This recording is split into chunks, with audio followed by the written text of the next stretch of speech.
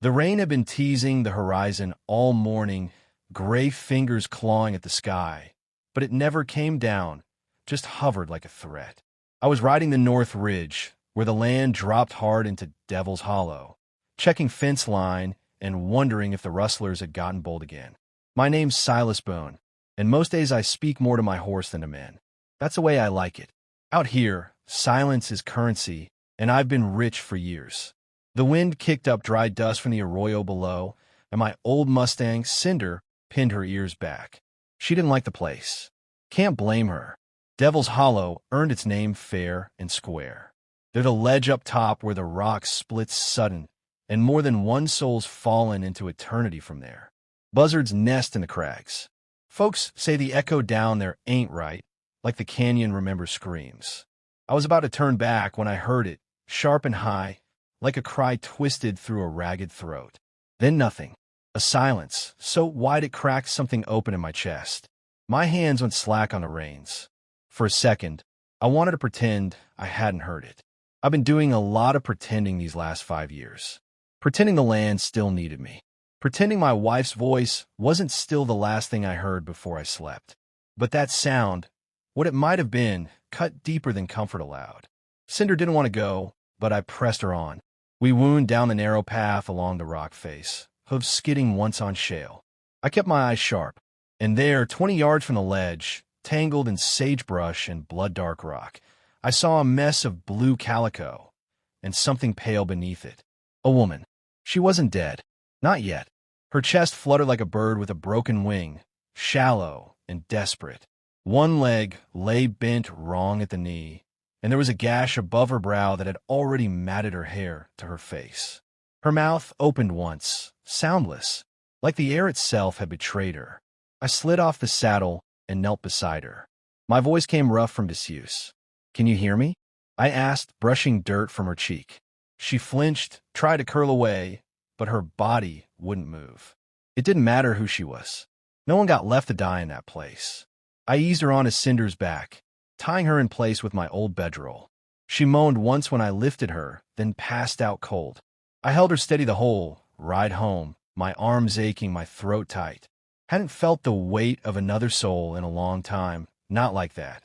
The cabin sat low against the hill, boards weathered gray, and half the roof tarred in places I never meant to fix.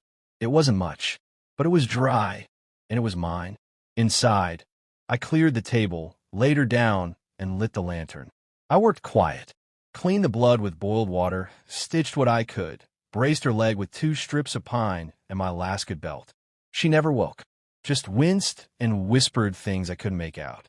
By the time I sat down across from her, it was near midnight.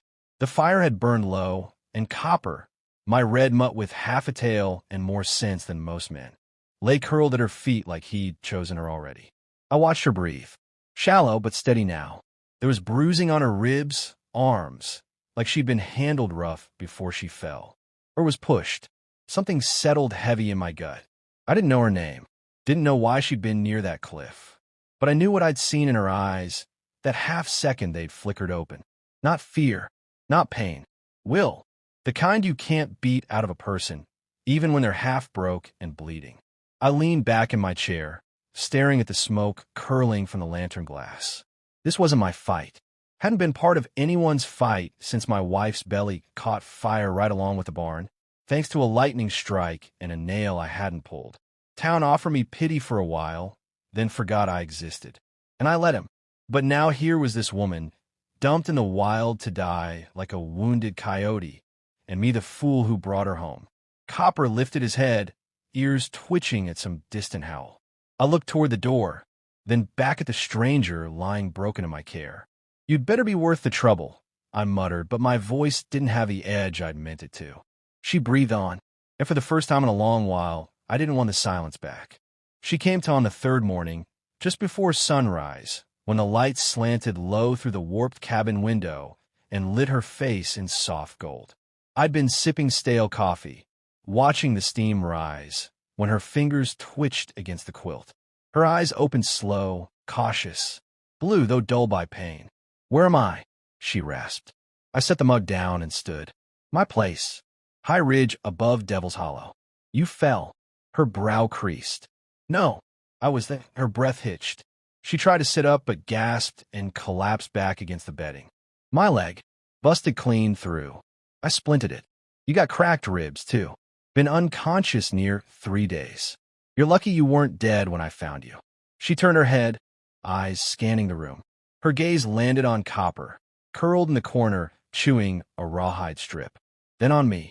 Suspicion flickered beneath the hurt. You live alone? 5 years now. That seemed to satisfy her, or at least settle something behind her eyes.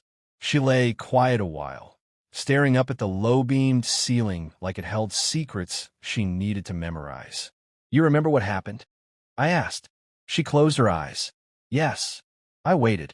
When nothing came, I went about boiling more water, slicing the last of the jerky. She hadn't eaten more than broth since I'd brought her in. She needed real food now, even if it meant dipping into supplies I'd meant to stretch through fall. My name's Willa, she said behind me, voice steadier. Willa Hart. I turned. Silas Boone. She nodded, slow and cautious. Her hands fidgeted with the quilt edge. I was working the store in Rustwood. Just a job, nothing fancy. Kept to myself, didn't make trouble. I sat across from her, careful not to crowd. Her voice grew colder, bitter at the edges. Sheriff Vern Dade started sniffing around last month. Brought me flowers. Asked me to supper. I said no twice. He didn't like that. I said nothing. I met Dade once, years ago. He wore the law like armor, but had the eyes of a gambler, always weighing what he could take. After that, folks started treating me different, like I'd done something wrong. Last week, 2 of his deputies came to the store, said I'd been caught stealing. I hadn't. They arrested me anyway. No judge, no trial, just took me. Her jaw trembled. She bit it still. They rowed me out past the bluffs. Said I was lucky Sheriff Dade wasn't there himself. Said they'd give me a chance to rethink my manners. Then they laughed and shoved me. Next thing I knew, I was falling. My fists clenched beneath the table. You're sure it was Dade's men? One had a crooked tooth. Called the other Harlan. Didn't care if I knew their names. I stood, too restless to sit anymore. The room felt smaller with that story hanging in the air. Copper had gone still, eyes watching me, sensing the shift. Willa's voice softened. Why'd you help me? I looked out the window, to where the trees bent against the wind like they were tired of standing. I heard something I couldn't ignore, I said. That's all. Truth was, I'd ignored plenty over the years. Ignored the way Rustwood had changed, how decent folks kept their heads down, how men like Dade carved up respect with a badge and a grin. But that sound from the canyon, that scream, it had stirred something I thought had died with my wife. Willa shifted beneath the covers, stifling a wince. They'll come looking, not to bring me back, just to make sure I'm dead. They don't know you're alive. She met my eyes. They will. There was no fear in her voice, just certainty, and maybe a hint of defiance. I nodded once slow, then we prepare. We didn't speak much the rest of that day. I kept busy hauling water and sharpening the old axe. She dozed off and on. Waking with soft cries, she tried to smother with her sleeve. At dusk, I lit the stove and warmed the beans, fed her with a wooden spoon like she was half my kin. I don't expect to stay, she said between bites. I raised a brow. You can't walk. I'll crawl if I have to. You'll stay till you can stand. And longer if it suits you. That got a look, a mix of surprise and something more cautious, almost grateful. But she didn't argue. That night, I sat on the porch with Copper at my boots, watching the sky change colors behind the ridge. Inside, I could hear her shifting in the cot, the creak of the wood, the muttered prayers she probably didn't know I could hear. I used to pray.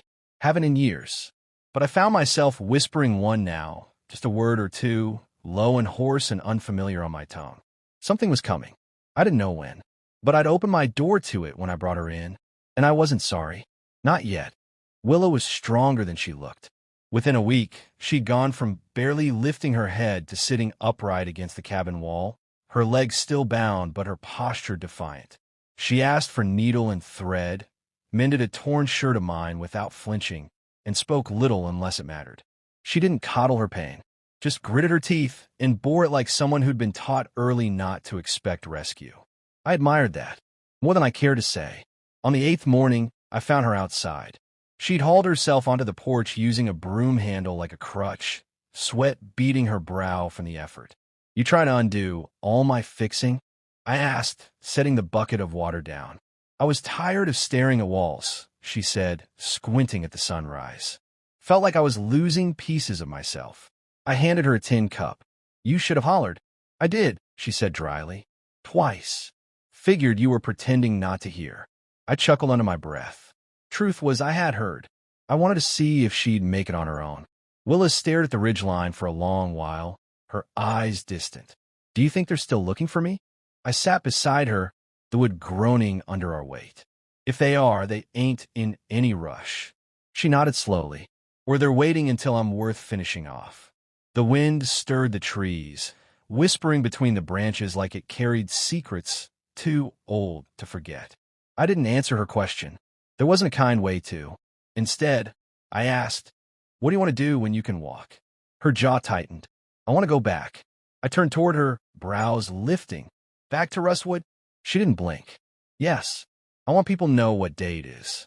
I want them to see I'm not gone, that I won't disappear just 'cause you wanted it."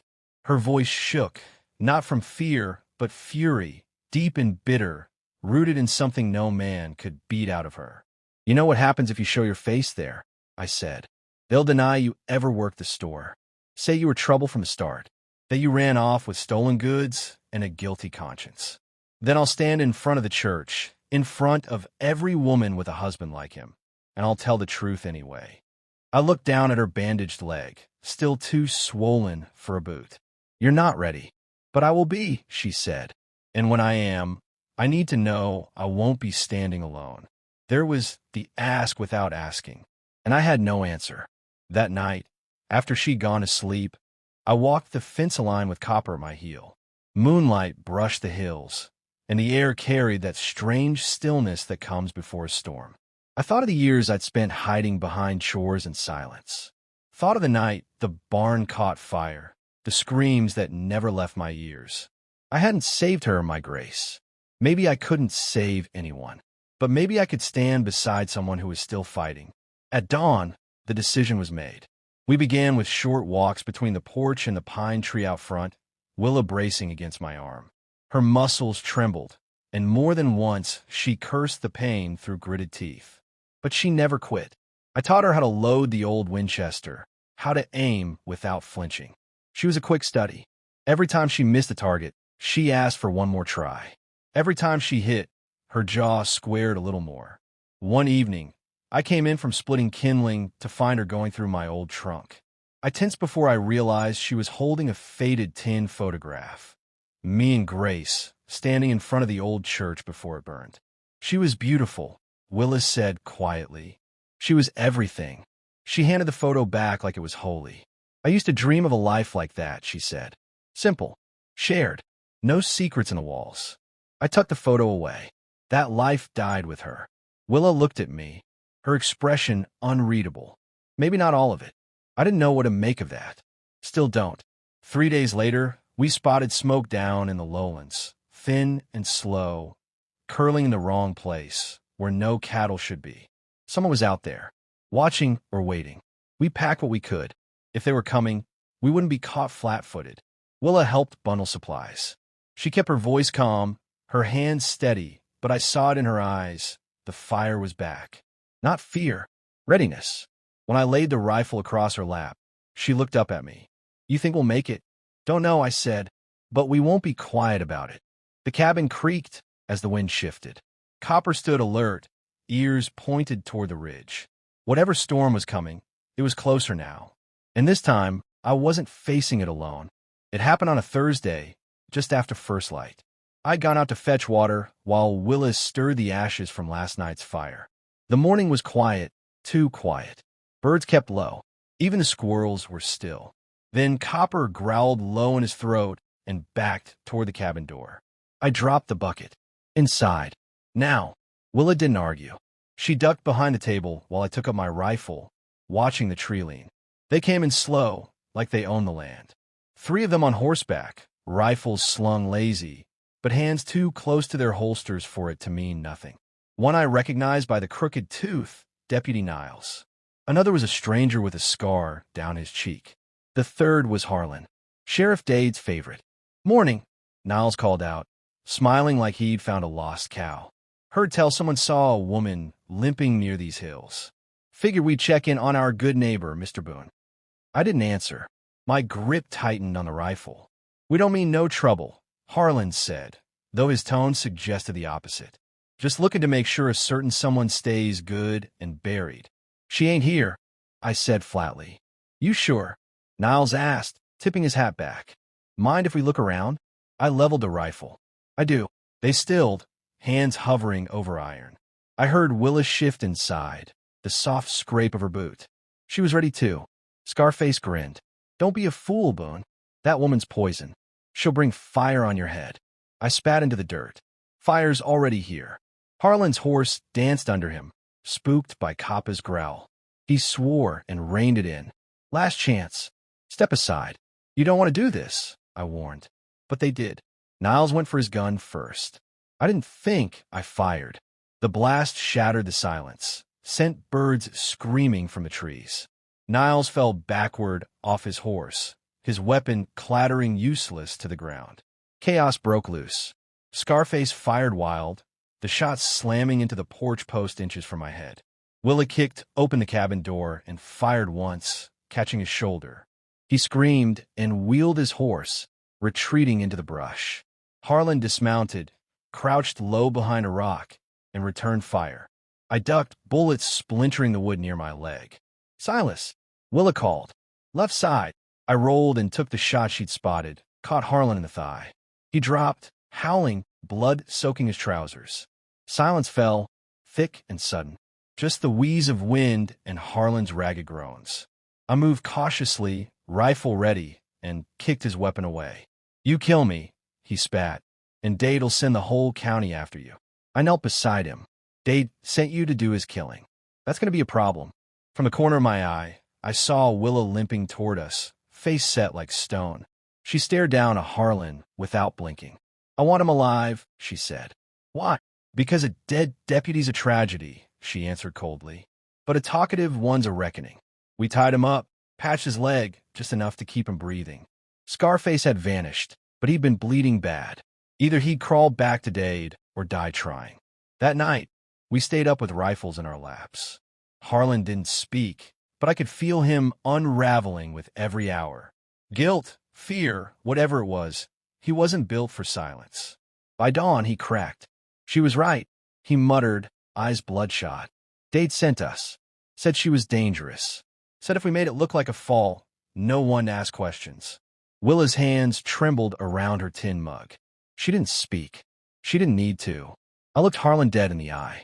"You're going to ride into Rustwood with us, and you're going to tell every soul what you just said." His face went pale. "They'll kill me." "Probably," I said, "but you'll be remembered different than Niles, and better than Dade." He hung his head. We left at first light 2 days later. Willa sat upright in the saddle, legs still wrapped, face unflinching. I rode beside her, copper trailing behind. Harlan rode between us, tied but unharmed. His shoulders sagged like he carried more than the weight of rope. As we crested the last ridge before Rustwood, Willa turned to me. "Whatever happens down there, thank you." I nodded, throat too tight to speak. The town hadn't changed much. Folks still moved slow, heads down, habits hard. But when we rode in with a bloody deputy and a woman they'd buried in their gossip, the silence was deafening. Dade wasn't in the jail. He came out of the saloon, red-faced and swaggering until he saw her. Then he stopped cold. Willa dismounted without help. Stood tall, though I saw the tremor in her leg. "You threw me off a cliff," she said loud enough for every porch dweller and window watcher to hear. And I came back walking. Gasps rippled through the crowd. Dade reached for his belt, but I was faster.